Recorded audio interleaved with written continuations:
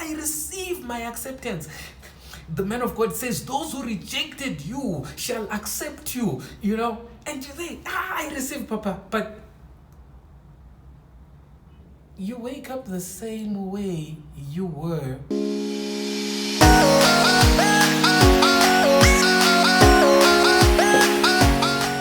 Hey guys, welcome back to my channel. Thank you so much for joining in. To the new subscribers, thank you so much for hitting that subscribe button. And if you have not yet subscribed, what are you waiting for? So as you know that on this channel, we talk about any and everything affecting musicians, affecting artists, affecting gospel music artists, affecting creatives, My job, I believe my calling in this world is to shed a bit more light to the gray areas, those gray areas, those things that people would not normally talk about, those things that people would hide, that many of us artists hide from you. I am giving them to you for absolutely free of charge. Some of them may be a bit uncomfortable, and some of them may not resonate with you. Some of them may not work with you. You may disagree with some of the stuff that I say, but it's my truth. And you know what they say about your truth? Nobody will ever know more of your truth than you. You know your truth. So I'm going to speak my truth according to the things that I've seen in this industry. And in this particular video, we're going to delve into the subject of, when you envy. Oh my goodness. How do I even structure this? We seem to be doing great out here, ne? We're doing great out here. You look at Mkhululi and you think, this guy is doing so well. This guy is doing so well. He's been faithful in the things of God. And he, one day he woke up and everything was fine. Everything had fallen into line. Guys, I need somebody to understand this. It will liberate you. It will help you in so many ways. Avoid envying the lives of people you don't know what got them there. I don't know if that is the proper grammar. But you look at somebody and you see them doing so well. They always post pictures in front of fancy cars. Like, hey, this is Mkhululi Pepe, what. Look at God. Look at God. Look at what the Lord has done. They always post videos. Because I could be one of them. You never know. We always post videos of ourselves checking into hotels, doing fancy things, things that you have only dreamed of. But what has it cost us to get there? What has it cost Mkhululi to get to where he is? Is it just faithfulness in God? Is it prayer? Is it fasting? Is it service? What is it?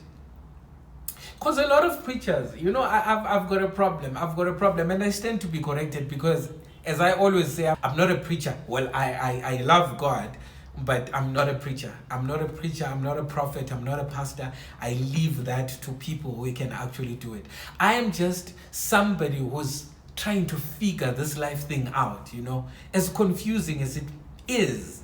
I almost say it as confusing as it may be, but life is confusing many a times, So there are things that I still struggle to understand. We go to church. The man of God preaches. The man of God prays. The man of God lays hands. The man of God makes declarations upon our lives. The man of God says, you shall be accepted. You shall be accepted. Your hour of acceptance has come. Receive your acceptance. And there we are. Yes, Papa, I receive my acceptance. The man of God says, those who rejected you shall accept you, And you think, I receive, Papa. But you wake up the same way you were before you walked into church. Actually, you leave church the same way. And you hope and pray that, okay, maybe this miracle is taking a little while to come my way. You wake up the very same way tomorrow and the day after and the day after. A year passes, 2 years pass, 5 years pass. Are we really dealing with a spiritual thing? Or if you look at it from another perspective, we're dealing with something tangible, something physical. What are you doing to change your circumstance? What are you doing to change your current circumstance? I personally believe that it takes you making a step, taking a physical step towards changing your current circumstance in order for you to experience the acceptance that you're looking for. For example, when you apply for a UK visa, I've applied for a UK visa, and this goes for many visas. I've applied for almost every visa there is to apply for in all popular countries that somebody would think of visiting.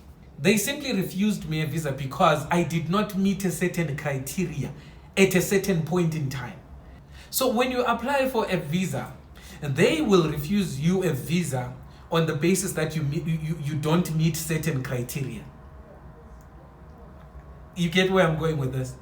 For those of you who don't get it, basically you can continue applying for that particular visa 1,000 times and you'll still get a refusal unless your circumstances change. You get what I'm saying? If they refuse you a visa on the basis that your bank account doesn't have the required amount for somebody who's applying for that particular type of visa to get a visa, to be granted a visa, if that bank balance doesn't change in the near to distant future, they will never grant you a visa. And there you are in church, on prayer line, every week, week after week, stretching your hands and receiving, but you're not doing anything to change your current circumstances. A lot of preachers, I've got a problem with a lot of preachers who only want you to receive in the spiritual, but they don't wake you up to the reality on the ground. We live in the real world. We live in the real world. We live in the real world. There's a certain amount of input you need to put. There's a certain amount of input you need to make into a particular situation for you to experience some kind of result. Einstein was no prophet, but Einstein says stupidity, foolishness, is doing the same thing the very same way over and over again and expecting different results. Of course, he phrases it in a different way, but from my understanding, when I decode it, that's what it gives me. So, picture this. Example number 2. There is this girl. Now I'm talking to the brothers. There's this girl that you are in love with this girl. This girl seems to have her life put together. This girl went to school. This girl has, she's successful. This girl is successful. You want her, but not because of the success. Okay, let's just say, there's some people who will want you for your success, but anyway, that's a story for another day. But let's just say, by some chance, that you are in love with this girl because she is a prayer warrior, because she looks good, she's good to look at. You're not even interested in the financial side of things, though they are beneficial, but I'm not there. Before you approach her, do an introspection. I'm not saying you need to wear Gucci shoes and Louis Vuitton shirts. No. It's the little things. It's the little things that count. Convince her that you've got something. Convince her. Actually, a good woman will choose to go out with you based on your potential. There is nobody, even you yourself, you wouldn't want to be stuck with somebody who doesn't have any potential. Somebody who has no drive, somebody who, somebody who just takes life casually. You wouldn't want that for yourself.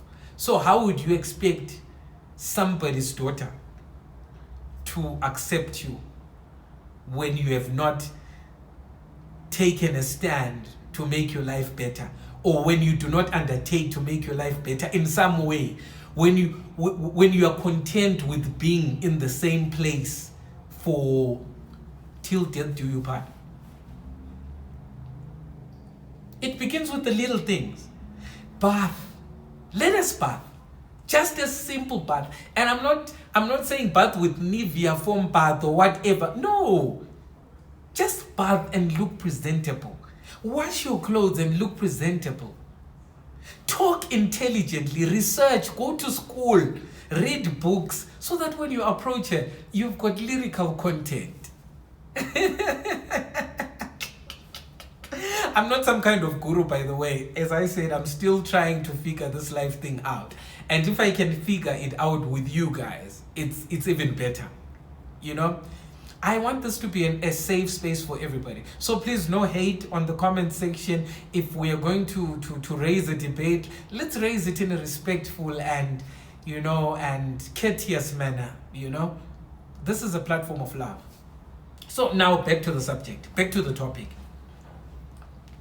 What is it that you have done after you have received from Papa to change your current circumstances in the physical? In the physical. Because after receiving, do you then apply for a job that you do not qualify for and you will get it?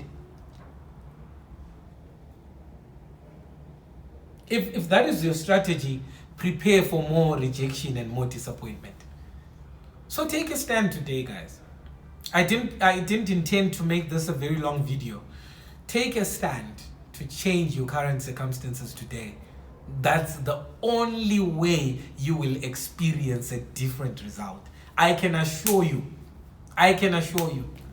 You can't keep on doing the same thing over and over again without changing anything. And it's like when you're cooking pap. We all know that in order for you to cook pap is sadza in Zimbabwe, it's pap in South Africa, it's nsima in Zambia, it's ugali in East Africa. You know that you need maize meal, mealie meal. You need that, you need water. Those are the basic ingredients for you to make that particular food. To prepare that particular dish, those are the ingredients that you need. And you know that when you boil water and you put maize meal inside, it's either you get porridge or you get pap. Would you want to get chicken out of mealie meal, maize meal, and water? Would you want the end result to be chicken? You know you've put maize meal, you know you've put water, but you are expecting a drumstick, a chicken drumstick. So dear upcoming musician or artist, in order for you to begin seeing tangible things, tangible changes in your life, pray. Prayer is a must. We must pray and we must trust in God and we must believe in God. We must have faith as small as a mustard seed. We must have faith as small as a mustard seed. But after doing all of that, let us take a stand. Let us do something to change our current circumstances. If it's your circle of friends that you need to change it. Because there are some friendships that, my wife and I always discuss about those very difficult topics. She said something very profound to me. She says, friendships evolve. Then I was like, what are you saying? What do you mean friendships evolve? Friendships evolve. Friendships evolve. There comes a point in time in any friendship where one of you well, glory to God if both of you realize it at the same time, but it's usually one party that realizes that this friendship is not as beneficial to me as I was hoping it would be. I'm not getting much out of this friendship. There are some friendships where the amount of output that you give is not reciprocated. It's not reciprocated. It's not reciprocated. You put 10 kg of friendship, you put 10 kg of love, but you get 0.5 kg or 0.5 grams back in reciprocation. It doesn't work. So friendships will evolve on that basis. People will do a value assessment to see, what am I benefiting from this friendship? Is it a friendship worth keeping? This person calls me and keeps me on the phone for 5 hours every day when they've got problems, when they need a shoulder to cry on. But when I call them needing a shoulder to cry on, they are busy or they are unreachable. But anyway, that's a story for another day. So let's go back to the original content of this video. Change your circumstances. Do whatever you can. If you need to go back to school, go back to school so that you can get a better job. Otherwise, if you can't, okay, all right. There's this notion in the corporate sector that if you stick around long enough in the same position, somebody may eventually leave. Somebody above you may eventually leave or die. Are we honestly going to be hoping for people to die in order for us to be promoted? Or for people to quit, or for people to get sick, or for people to get fired in order for us to get promoted? Because we know our qualifications are not enough for us to be in that position. Do something about your life. Do something. I'm doing something. I'm going to let you know about it when I finally achieve it. It's going to take a while, but I'm doing something. COVID opened my eyes, COVID opened my eyes to a lot of things. When COVID hit, I sat down and did an assessment of my achievements in life. Yes, I'm a public figure.